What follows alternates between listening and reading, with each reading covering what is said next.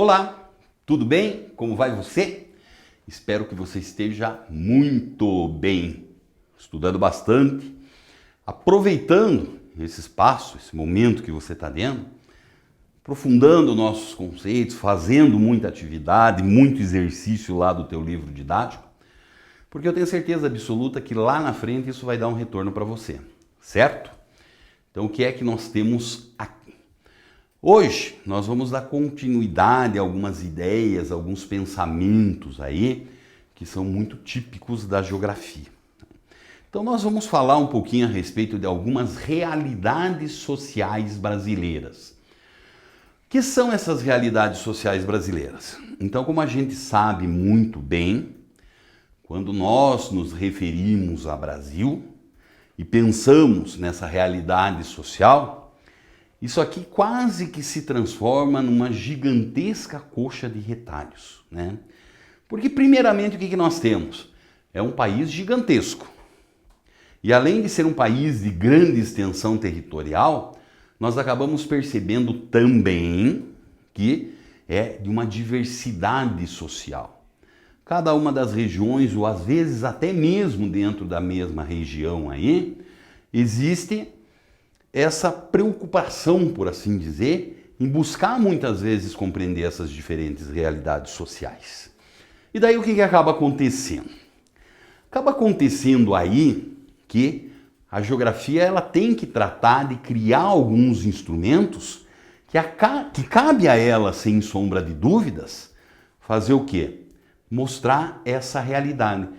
Mas não é uma realidade que a gente vai tratar de perceber apenas e exclusivamente assim, a partir da nossa percepção. Ela é uma realidade que ela precisa ser comprovada através de uma quantidade grande de números. Então os números é que vão dar uma base sólida para a interpretação dessa realidade. É por conta disso, então, que a geografia trabalha e utiliza muito os chamados indicadores sociais. Que são esses indicadores sociais? São esses números aí. Bom, pensando dessa forma, hoje existe uma infinidade muito grande de diferentes indicadores sociais. Talvez o indicador mais clássico que nós temos, ele é um indicador chamado de renda. A renda da população. E como é que a gente chega nesse indicador chamado de renda? Simples, né? Vai lá, se calcula ou se pega o PIB do país, que não é nada mais, nada menos que a quantidade de riquezas que se produz durante um ano. E daí acaba ocorrendo o quê? Você divide pelo número de habitantes. Quando nós tratamos de fazer isso, nós acabamos encontrando o seguinte: você vai ter a renda média per capita, ou renda per capita como é conhecido. Esse é bom indicador social, esse é um bom indicador social, não se convença muito disso. Porque o grande problema do indicador renda é que ele esconde, por assim dizer, um elemento essencial, que é chamada concentração de renda. Quando você utiliza apenas e exclusivamente essa ideia de renda, você se esquece muitas vezes, ou não é possível perceber, que dentro de uma sociedade, dentro de um grupo, dentro de um país, vão existir diferença entre as pessoas. Por exemplo, aqueles mais ricos e aqueles mais pobres. O indicador renda ele tem essa grande dificuldade, que ele faz o quê? Ele mais ou menos iguala todo mundo, né? Então, quando nós tratamos de tentar resolver essa questão da concentração de renda, enxergar essa concentração de renda, é que vão surgir algumas alternativas, outros indicadores sociais. E daí nós acabamos percebendo que esses novos, esses diferentes indicadores sociais, eles são muito legais, por exemplo, para a gente tratar de fazer e utilizar eles para entender a realidade brasileira. Por conta do que acontece isso? Porque nós sabemos que essa coisa da diferença social, da concentração de renda, ela é muito forte no Brasil, né?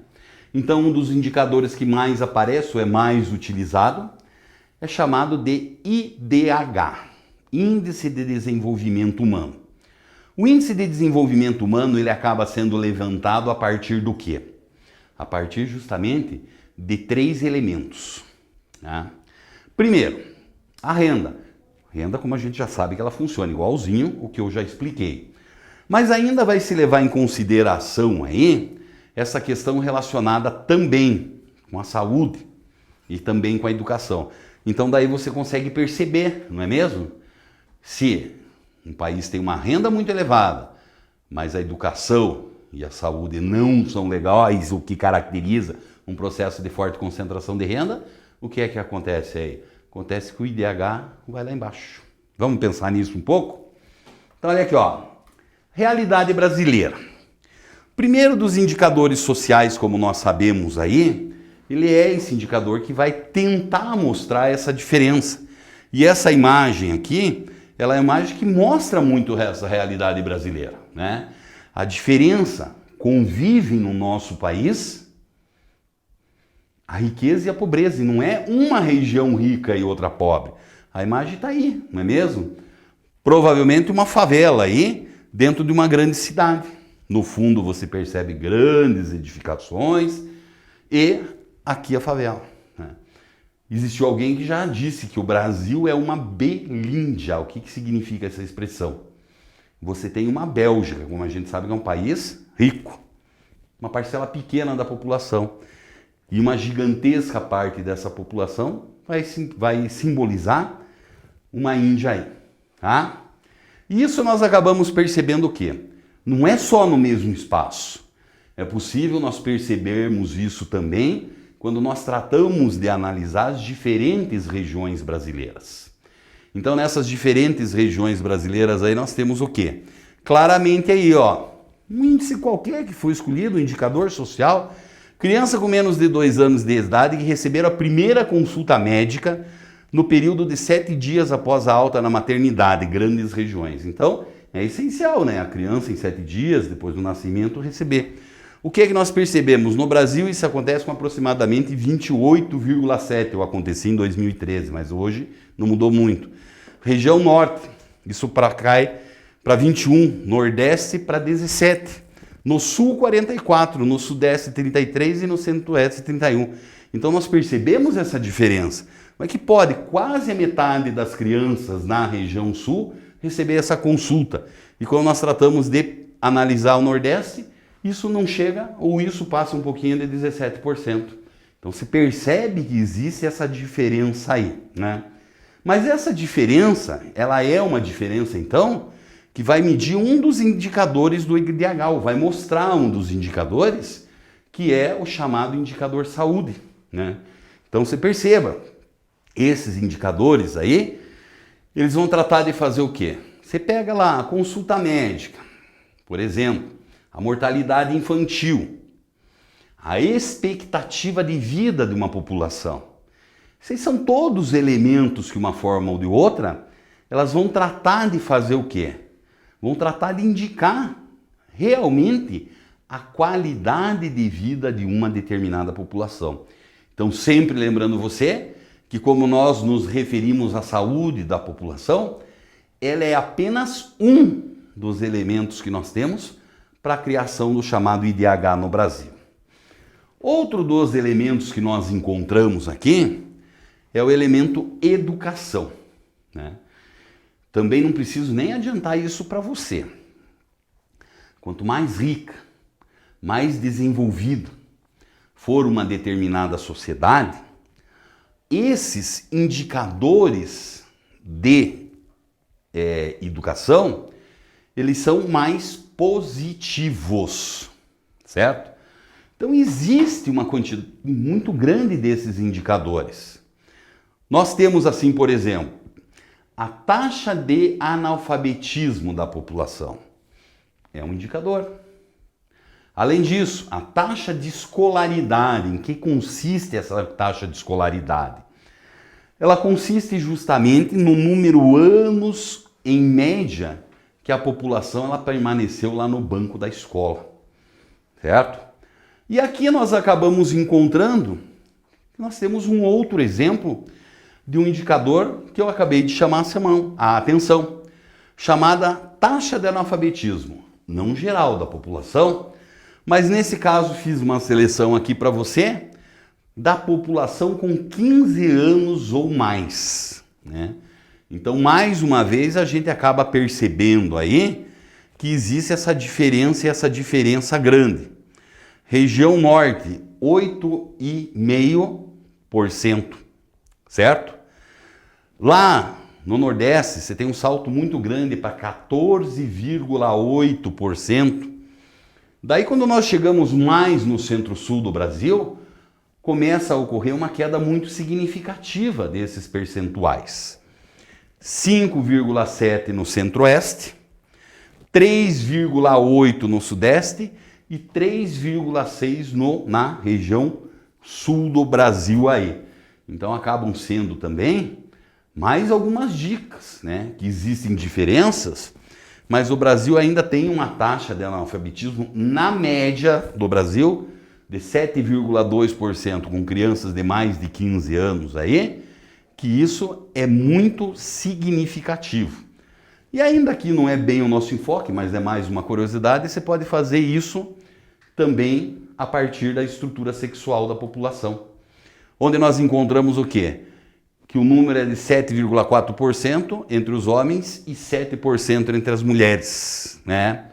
Você pode fazer um recorte racial, 4,2% entre os brancos, e isso é mais do que o dobro entre a população negra, que chega a 9,9%, né? Que é a população preta ou parda, segundo os critérios do IBGE aí, né? Tá entendendo? Tá percebendo como é que funciona isso? E por fim, o último dos elementos que nós encontramos, que é a renda, né? Então, o que vem acontecendo com a renda média do brasileiro? Então aqui é o IDH-M, que é do IDH por município. Em 1991, se for isolado só a renda, era de 0,662. Em 2000 isso pulou para 0,727 e finalmente em 2010, 0,816, certo? Então significa o quê? Que nós acabamos encontrando que de forma muito geral, a qualidade de vida da nossa população, ela é uma qualidade de vida que ela melhorou e melhorou muito nos últimos anos, né? Então essa melhoria na qualidade de vida da população, ela pode ser explicada a partir de diversos elementos, né? Por exemplo, é uma tendência natural de um país que ele não tenha guerras, não tenha conflitos e assim por diante, um crescimento natural de sua economia. E também nós acabamos encontrando que esse crescimento da economia acaba gerando o quê? Uma melhoria muito significativa da qualidade de vida. Por outro lado, o que nós encontramos também? Além disso, um conjunto muito grande de direitos que foram conquistados pela população. A Constituição de 1988, ela é uma Constituição que ela foi muito clara nesse sentido, a criação de uma série de estatutos voltados para grupos muito definidos dentro da sociedade, certo? Mas além disso, nós temos também que principalmente essa chegada no século XXI, nós percebemos aí no Brasil que houveram mudanças, por assim dizer, talvez com grande intensidade, na primeira vez na história do Brasil, de um conjunto de políticas públicas, que é um conjunto de políticas públicas muito grande, no sentido de fazer o quê?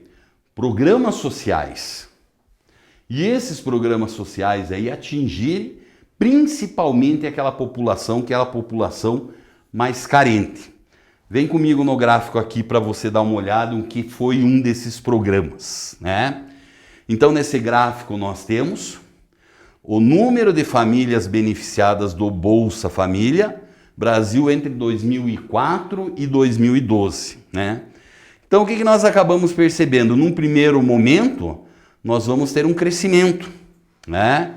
Uma queda e novamente um crescimento a partir de 2011.